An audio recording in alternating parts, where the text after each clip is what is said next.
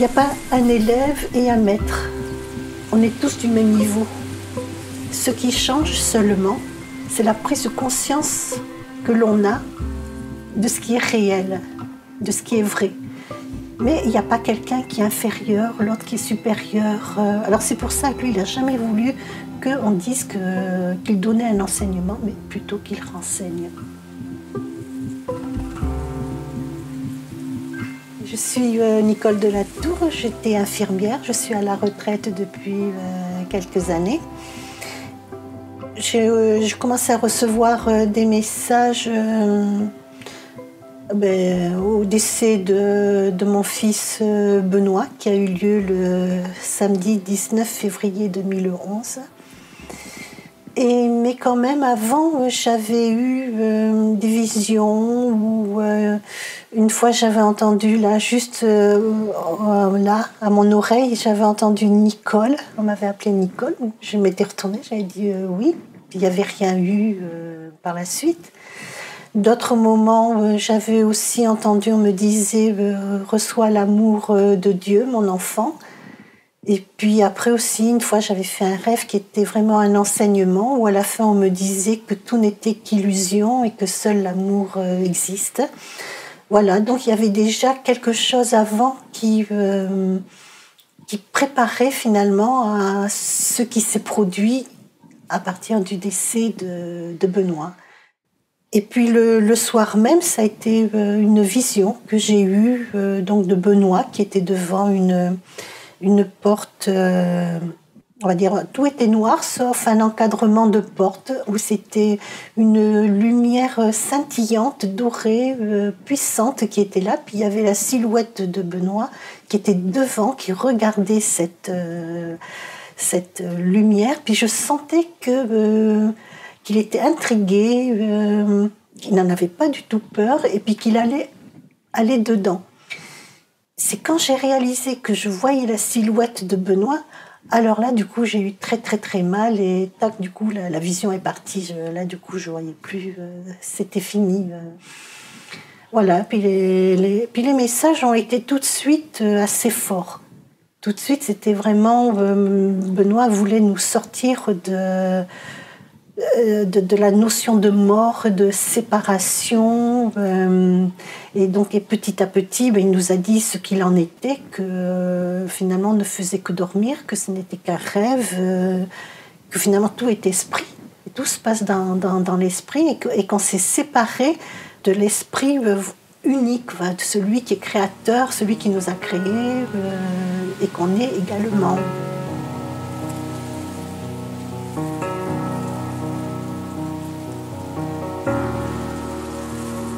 La mort n'existe pas, même si dans notre monde à nous, elle existe. Parce que qu'est-ce que c'est que la mort? C'est la fin du corps biologique. Mais en fait, qui est dans ce corps biologique? C'est l'esprit. C'est l'esprit qui va continuer à vivre. Et en plus, dans ce corps biologique, il y a un autre corps. C'est un corps qui est fait que d'énergie. Et c'est ce corps-là qui va se libérer donc du corps biologique. Donc la mort, elle existe dans notre croyance et en même temps, elle n'existe pas, puisque l'esprit va continuer à poursuivre son chemin avec son véritable corps, qui est le corps d'énergie. Mais comme maintenant, dans la mort, donc le domaine des défunts en fait partie du domaine de l'illusion, donc des fausses croyances, le défunt va atterrir, va être dans le monde auquel il croit. Si c'est une personne qui, avant de décéder, croyait en l'amour, croyait déjà qu'il existe un monde qui est meilleur, eh bien, elle va aller vers un monde qui va être adapté à ce qu'elle croit. C'est ça le monde des défunts. C'est atterrir au niveau des croyances de l'être vivant. C'est un être vivant. Et donc, cet être qui est vivant va être contacté par d'autres qui sont qui ont déjà beaucoup plus pris conscience qu'il existe encore autre chose. Alors si cette personne-là l'accepte, elle va donc suivre elle va être guidée, elle va accepter d'être guidée et de pouvoir continuer à se réveiller. Mais il y en a beaucoup qui ont du mal à accepter de quitter déjà ce monde terrestre. Donc, ils restent à un niveau de vibration qui se rapproche le plus possible des vibrations de ce monde-là. Il y en a qui errent, qui sont malheureux, mais c'est pour ça qu'il existe des médiums qui vont les aider à aller on dit la lumière, mais disons à aller à changer de vibration, à accepter des vibrations beaucoup plus hautes, et donc qui sont des vibrations d'amour, parce que en définitive c'est l'amour qui existe, et c'est pour ça que l'amour ne peut pas exister.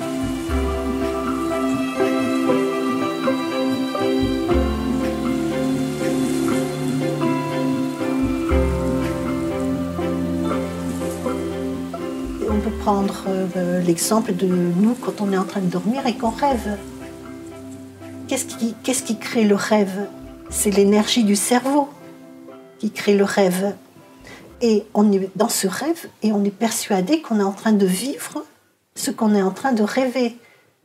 On voit les couleurs, on voit les formes, on entend parler, on rit, on pleure, on a peur, tout y est, tous les éléments y sont. Mais c'est pareil. C'est ça qui est difficile à comprendre, c'est qu'en fait, la matière est esprit. Elle vient de l'esprit et elle est dans l'esprit. Tout se passe dans notre tête. C'est difficile à comprendre et à accepter. Parce qu'on voit du concret là, et on a l'impression qu'il y a une séparation. Alors qu'en fait, c'est faux. Il n'y a pas du tout de séparation, tout est dans la tête, c'est la perception. Et le monde réel,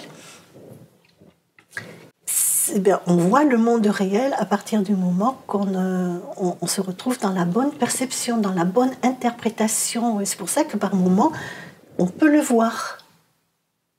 Et ça, on ne pourra le faire que lorsque nos vibrations pourront toucher les vibrations du monde réel.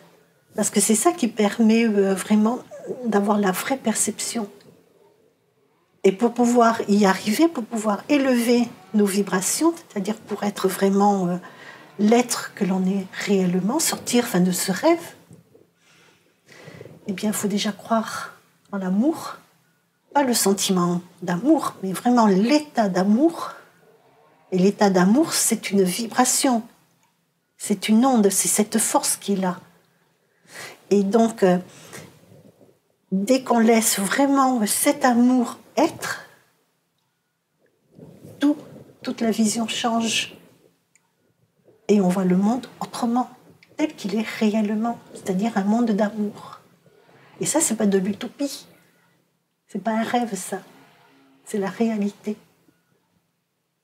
Même si on nous dira, mais non, l'amour, voilà, parce que l'amour, c'est...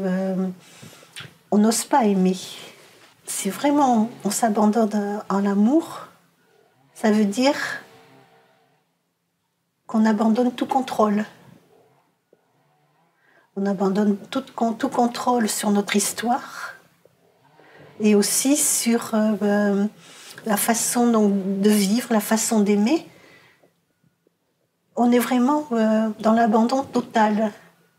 Et ça, c'est quelque chose qui est très dur à faire. Parce qu'on est toujours en train de se raccrocher à avoir un point de repère. Et s'abandonner à l'état d'amour, c'est perdre tous ses repères. Donc, il ne faut pas avoir peur. C'est-à-dire qu'il faut être dans la totale confiance. Et c'est là que le monde réel peut exister, peut être. C'est plutôt nous, on peut être enfin dans le monde réel.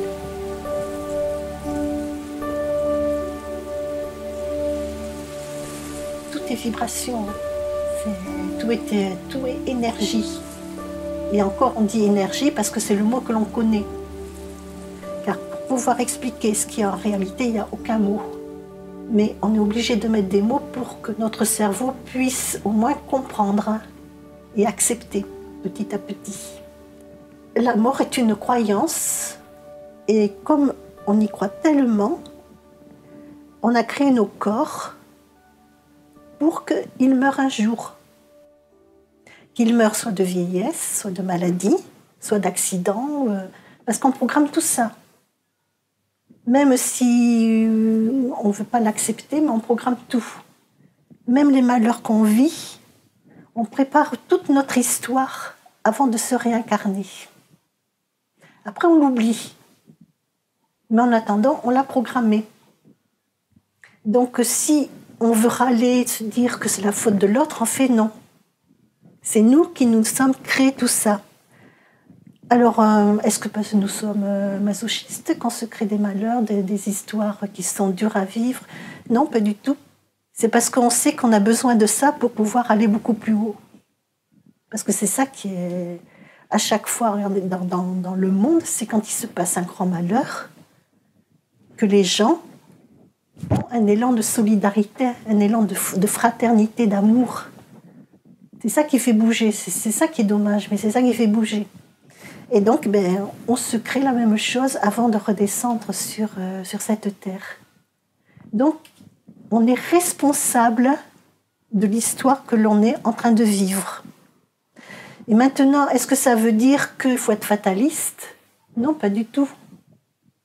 Parce que ce on s'est écrit, on s'est écrit la solution. Donc, il faut avoir confiance. Confiance finalement en l'histoire qu'on s'est écrite avant de revenir. Et si on laisse enfin cette confiance agir, eh bien, c'est elle qui fait que il y a, il y a enfin, on pose un fardeau qu'on s'est créé, croyant que l'on a besoin de ce fardeau pour pouvoir enfin rencontrer l'amour et être l'amour. Et donc on laisse tout ça, on redevient léger. On redevient léger, puis c'est comme si on reprend aussi conscience de ce corps biologique qui a son rôle aussi à jouer. C'est un rôle qui permet la communication, qui permet d'être en relation avec les autres aussi, et puis à faire notre histoire. Hein. Et donc, à partir du moment qu'on laisse tout ça, qu'on abandonne donc ce fardeau, il y a une présence qui arrive. Il y a un être qui est là, et c'est soi-même, le véritable soi qui est là, c'est l'esprit qui prend conscience de lui-même.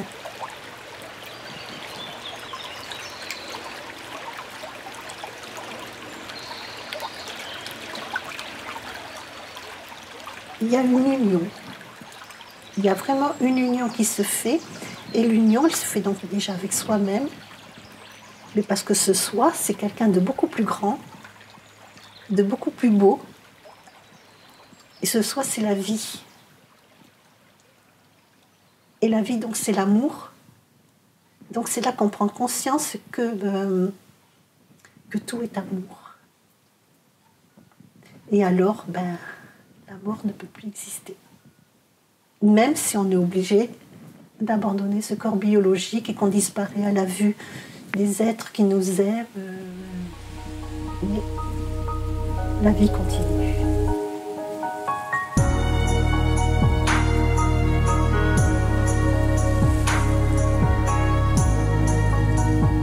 Donc tu n'es pas mon fils, mais tu es mon frère. C'est Benoît qui me l'a dit dans un message il y a quelque temps déjà, ça. Et quand il m'a dit ça, ça m'a surpris. J'ai été vraiment surprise et en même temps, j'ai pris conscience de la fraternité. J'en ai pris conscience. Mais après, c'est difficile de dire, bon, mais tu es mon frère, tu n'es pas mon fils. Parce qu'il y a quand même mon histoire qui est là. Et donc, Le frère, oui, parce que on n'en entend pas souvent parler, mais la fraternité, ça existe. Nous sommes tous frères et sœurs. Parce qu'il y a un seul esprit qui a créé. Et cet esprit, c'est difficile de dire si c'est multiplié, divisé, c'est même pas ça. Cet esprit a pris une multitude de personnalités. Et c'est donc chacun d'entre nous, même si nous sommes en train de rêver, nous sommes en train de rêver notre histoire, nous sommes en train de rêver toutes nos histoires, puisqu'il y a les vies antérieures, hein, et ainsi que tout ce monde-là, nous sommes en train de le rêver. Mais notre esprit, lui, c'est l'esprit qui a été créé, enfin qui a pris cette personnalité-là. Donc la Nicole là qui est en train de rêver, c'est aussi la Nicole qui est réelle, mais qui n'en a pas conscience. Elle est en train de s'imaginer tout un monde, tout un autre corps. Voilà, elle est en train d'imaginer tout ça.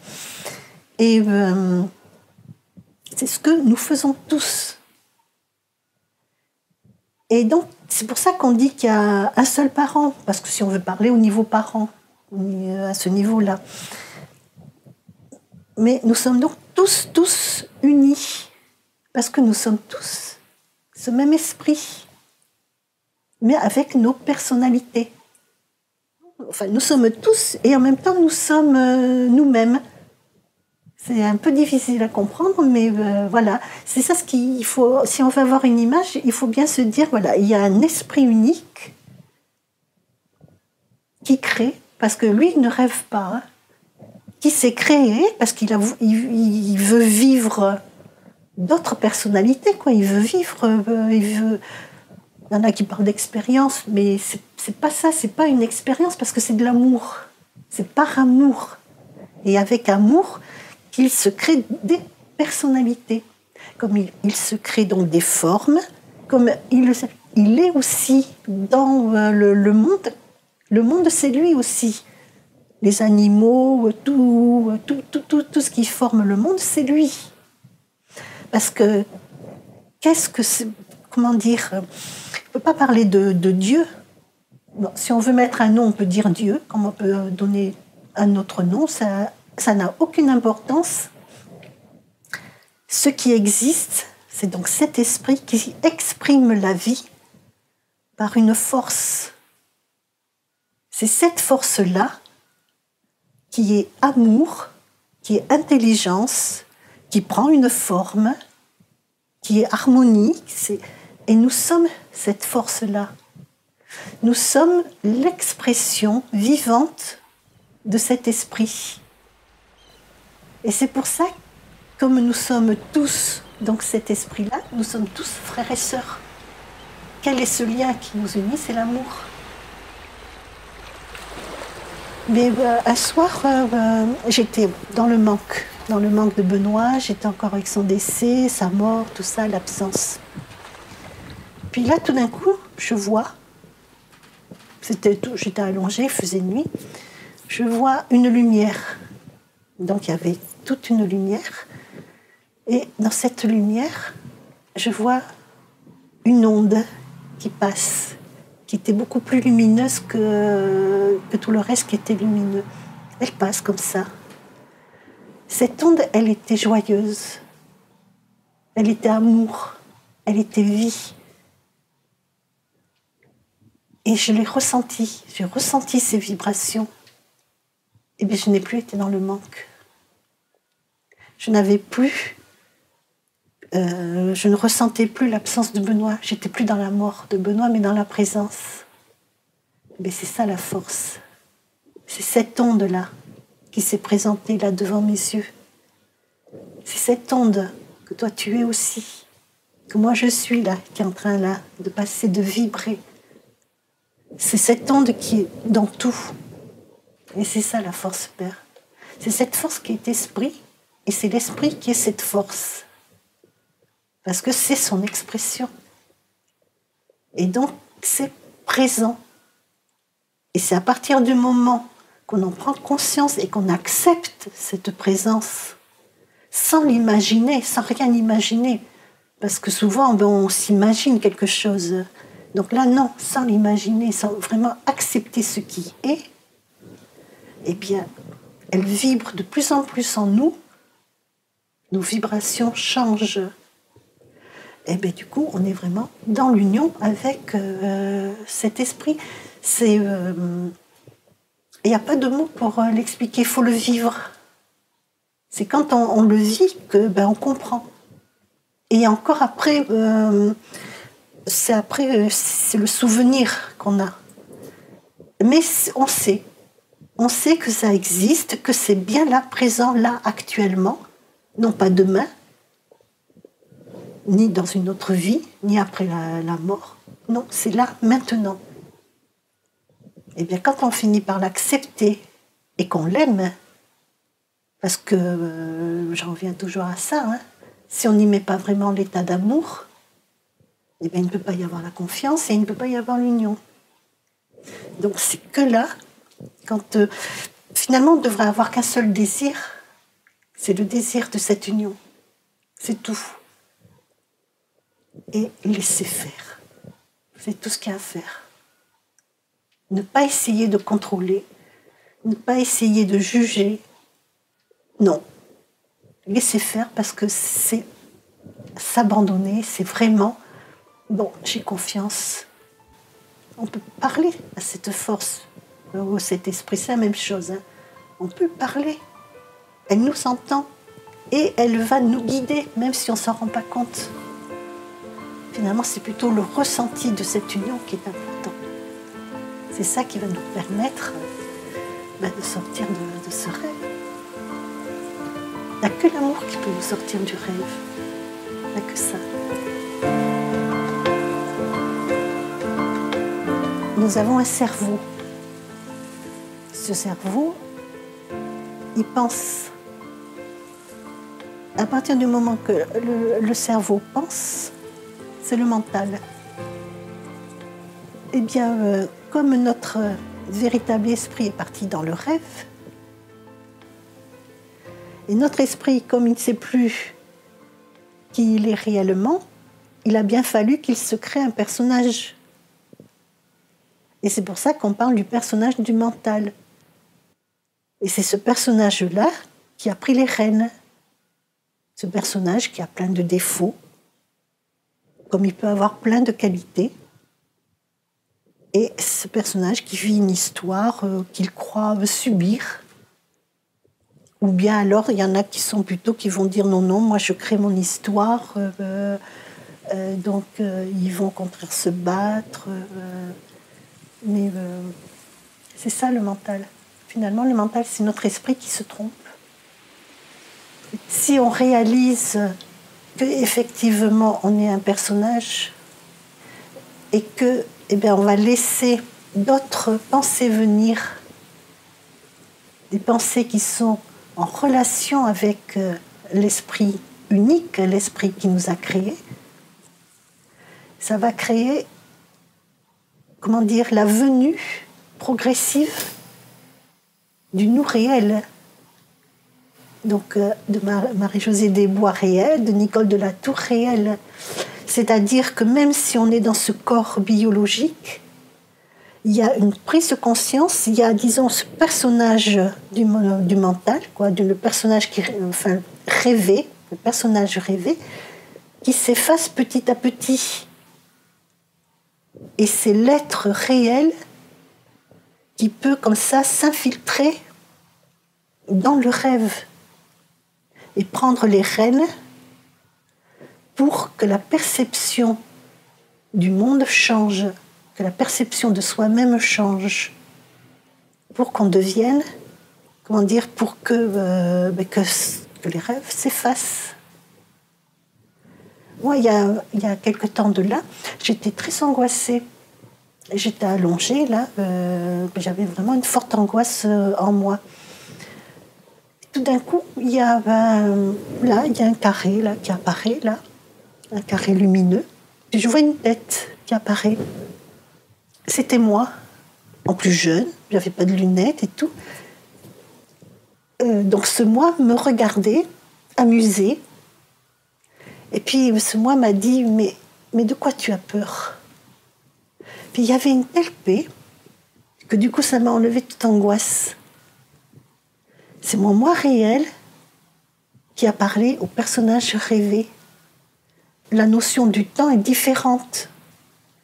Et c'est ce qui permet, donc, le temps qui existe dans la réalité, permet d'entrer en contact avec notre monde à nous, de passer dans le rêve et de nous contacter. Il n'y a pas de mots pour expliquer tout ça, mais voilà, il faut essayer d'y mettre des images, certains mots pour pouvoir que le cerveau comprenne. Et c'est pour ça que c'est difficile. Parce qu'en plus, ça sort de toutes les notions qu'on nous a apprises, de toutes les connaissances que l'on a. Donc on va dire, non, tu as eu une hallucination, voilà. Mais là, moi, je sais que c'est pas du tout une hallucination, parce que je l'ai vu, je l'ai entendu, et puis bon, c'est pas la première fois que ça m'arrive. Voilà, c'est... ce personnage du mental existe. Et maintenant, il faut accepter qu'il y a aussi autre chose. Et que c'est faisable. Parce qu'en réalité, on a déjà tout réussi.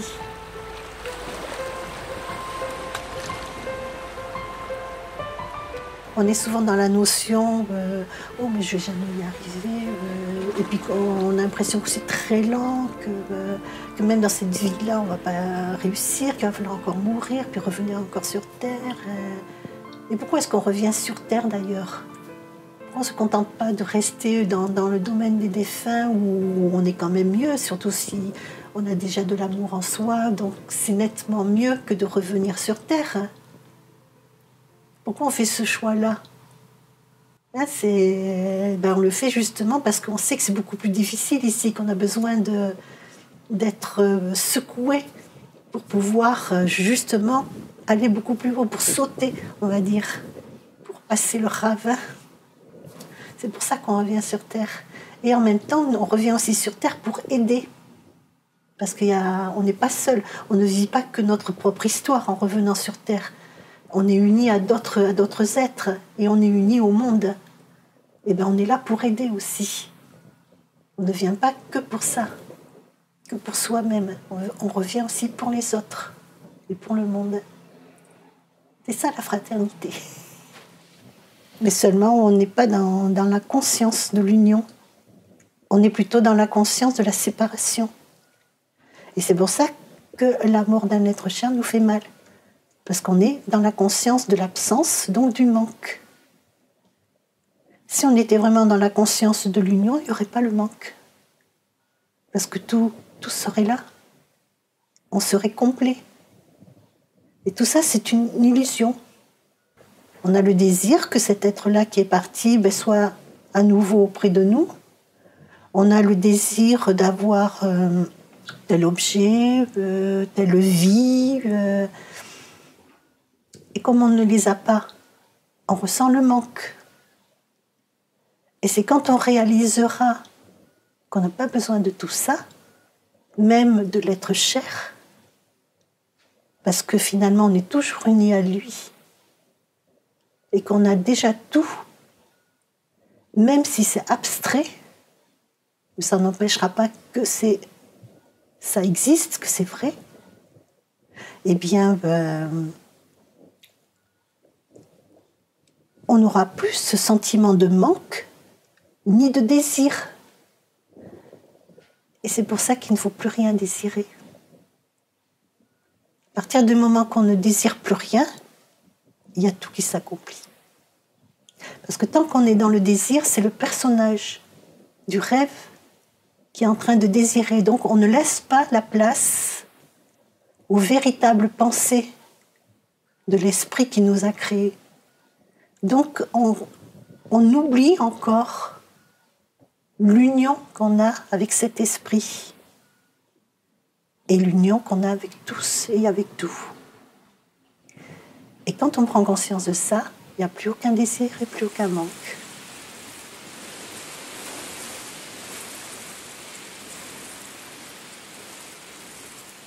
Je vous lis là un message que j'ai reçu où je posais la question qui es-tu, Esprit Père? Comment es-tu? Mon enfant, tu me cherches bien loin de toi. Tu ne me vois pas, tu ne vois pas ton fils Benoît, tes parents. Aussi tu penses et crois qu'ils sont inaccessibles. Qui suis-je? Cette onde que tu as déjà vue. Je suis force, je suis vibration. J'aurai la forme que vous aurez. J'aurai la forme de l'animal, de la plante, du minéral, de l'eau, du feu, de l'air, du plus grand au plus petit. Je serai ce que j'aurai décidé d'être. Actuellement, je suis Nicole de la Tour, une forme et une expression que j'ai prise, entre autres. Entre toutes ces formes que j'aurais prises avant de décider de revenir en ce monde en Nicole de la Tour. Actuellement, Nicole de la Tour que je suis ne sait plus très bien qui elle est et où elle est. Elle s'est inventé un monde, une pensée et une croyance que je ne suis plus en elle, que je ne suis plus elle. La vibration que je suis est bien en toi, mon enfant, sous une forme qui hésite à la reconnaître. C'est pourquoi je parais si loin, si inaccessible, comme ceux que tu aimes et qui sont partis. Écoute le vent. Tu sens sa main, sa forme sur ton visage. Tu le vois bouger dans les feuilles. Tu sens son air frais te toucher. Sans appareil pour le déceler, tu ne connaîtrais de l'existence de l'air que le vent qui se manifeste autour de toi. Je te donne cet exemple. Je suis comme l'air qui s'exprime par le vent, la vibration de l'air. Et l'air et le vent sont un seul être. Je suis l'air, tu es le vent, la vibration de l'air. Au lieu de l'accepter et de laisser l'air te guider et te former, tu agites les vibrations que tu es, tu les emmêles, formant un mouvement chaotique et douloureux. Tu es l'air, mon enfant, tu es le vent, puisque je suis les deux, formant un. Voilà qui tu es et qui je suis. Ne cherche pas plus loin. Lorsque tu auras un doute, lorsque tu ne sauras plus pourquoi tu es là, lorsque tu te sentiras séparé de moi et de ceux qui sont partis, rappelle-toi toujours l'exemple de l'air et du vent. Je suis l'air et le vent, tu es donc l'air et le vent, puisque je suis toi et toi, moi. Il n'y a rien d'autre à comprendre. Tout est simple et tu prendras vraiment conscience de toi dans la simplicité. Sois avec nous tous, aime-nous. Sois donc en paix.